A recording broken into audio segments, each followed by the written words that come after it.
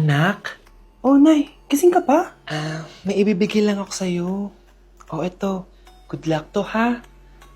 Dreamcatcher to, Nay, ah. Oo, anak. Ang sabi nila, magsabi ka lang ng wish mo dyan, matutupad. Malay mo naman, di ba? Thank you, Nay. Dreamcatcher. Matry nga to. Sana maging top 1 ako sa klase namin. Anak! Congrats! Bakit po, Nay? Ikaw daw ang top 1 sa klase nyo! Totoo ba, Nay? Totoo nga to.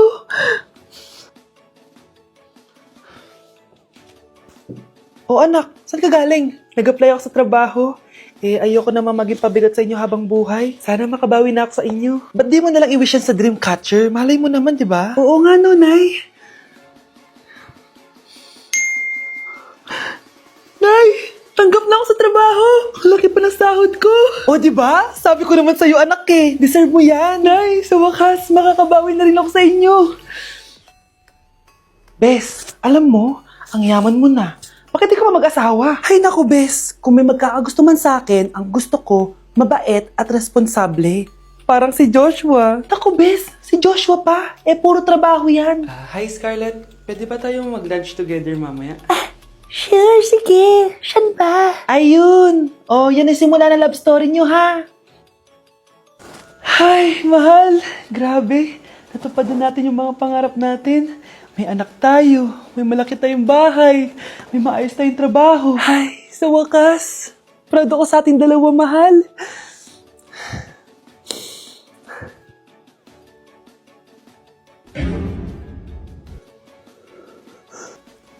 Mahal?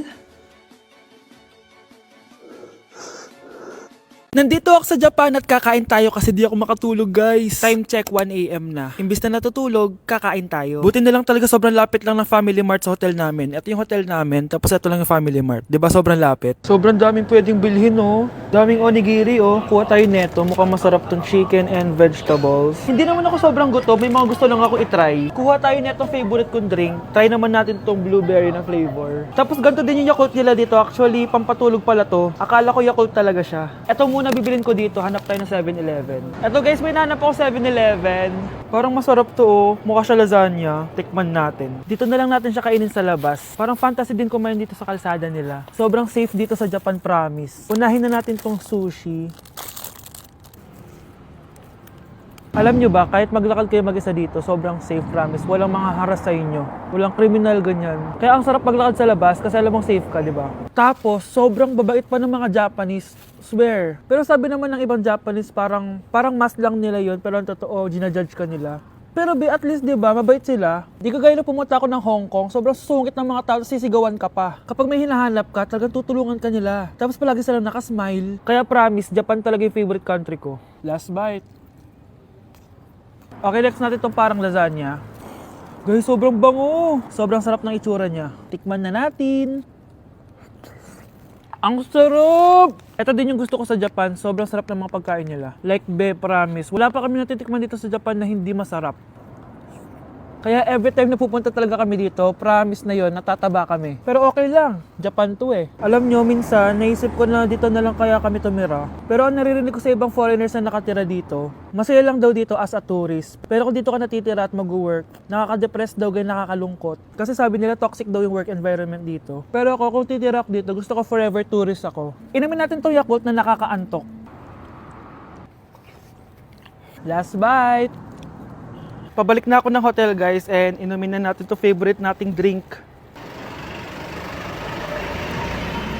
Medyo malansa siya, tas maasim. So, yun lang, guys. Bye!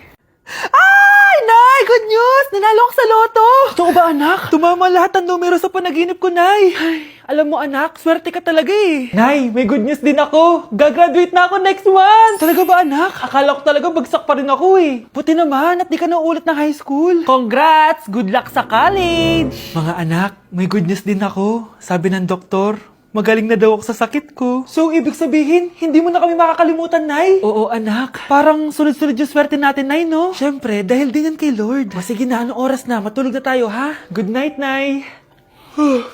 Grabe, ang kalat naman. O anak, ba't kising ka pa? Anay, sobrang kalat kasi dito sa bahay. Naglinis lang ako. Anak, tigil mo yan! Masama yan! Ha? Bakit? Masama na ba maglinis, Nay? Hindi mo ba alam yung pamahiin na bawal magwalis sa gabi? Kasi pag nagwalis ka, parang tinataboy mo daw yung swerte palabas ng bahay. Ako, Nay, 2025 na, naniniwala ka pa rin sa pamahiin? Tumatanda ka na talaga.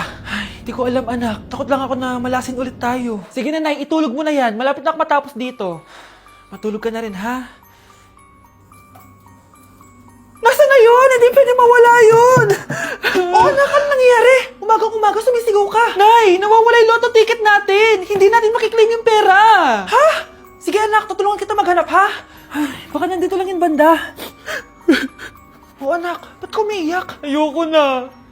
Ginawa ko naman lahat pero binagsak pa rin ako ng teacher ko. Ano? Hindi na daw ako kasama sa mga gagraduate, Nay. Lahat ng effort ko nasayang. Anak! Nay, magpahinga ka muna. Ako na muna bahala dito. Ano na naman nangyayari sa pamilya natin? Anak? Scarlett? Kyle? Susan? Kamusta ka na? Dok? Ba't nandito ka? Dinalaw kita para kamustahin ka. Mga musta? Eh di ba sabi niyo magaling na ako, Dok? Yun din nakakala ko. Ha? Teka lang, nakita mo ba yung mga anak ko? Susan, matagal nang patay ang mga anak mo. Ha? Hindi mo ba naaalala? Pareho silang na-depress. Si Scarlett dahil sa nawala niyang lotto ticket. Si Kyle naman dahil hindi nakagraduate. Kaya, ayun. Kailangan mo ulit maggamot, Susan. Dahil lumalala na naman ang demensya mo. Mga anak ko, I got a new bag! Nay, bumili ka na naman? Ilang araw na tayong walang makain. Tapos inunan mo pa yan? Nay, nagugutom na ako. Kayong dalawa, wala kayong karapatang magreklamo, ha? Anak lang naman kayo ng tatay niyo sa una niyang asawa. Tatawag ko kay tatay. Akin na yung cellphone mo. Hindi mo na ito makukuha sa akin. Ate, natatakot na ako sa kanya. Ito, kumain ka na. Ate, ganito na lang ba talaga buhay natin? Hindi. Hahanap ako ng paraan para makausap si tatay. Love, padala ka naman ng 50,000, oh. Magbabayad kasi ako ng tuition ng mga anak mo. Tapos, ang dami pa nilang pinapabili. Tay, hindi totoo yan! Sinungaling siya! Wala na siya. Akala mo talaga makakasumbong ka?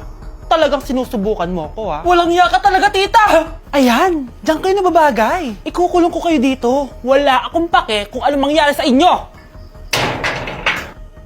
Tay, tulungan mo kami. Ate, mamamatay na ba tayo dito? Tiwala lang, Kyle. Kakayanin natin to. Kyle? Ang taas ng lagnat mo. Tita, tulong! Dali natin sa hospital si Kyle! Ang ingay naman ng mga yun. May bago na naman akong bag. Kyle! Delivery po. Salamat naman, dumating na yung bago ko cellphone. Oh, ano pa ginagawa mo dyan? Binayaran ko na to sa online. Tama nga sila. Inuubos mo lahat ng pera ko sa mga luho mo. Ha? Ramon? Umuwi ka? Kukulong ko kayo dito. Wala akong pake kung anong mangyari sa inyo. Grabe nang pinagagawa ng babaeng to. Ginagawang hayop ang mga bata. Ramon, kailangan mo nang umuwi dito. Walang iya talaga yung si Rosa. Lumayas ka na dito, ha? Ayaw ko makita yung pagmumukha mo. Tsaka lahat ng mga pinambibili mo, bayaran mo to sa akin. Tapos na ang maliligayang araw mo. Scarlett! Scarlett! Tay! Kyle!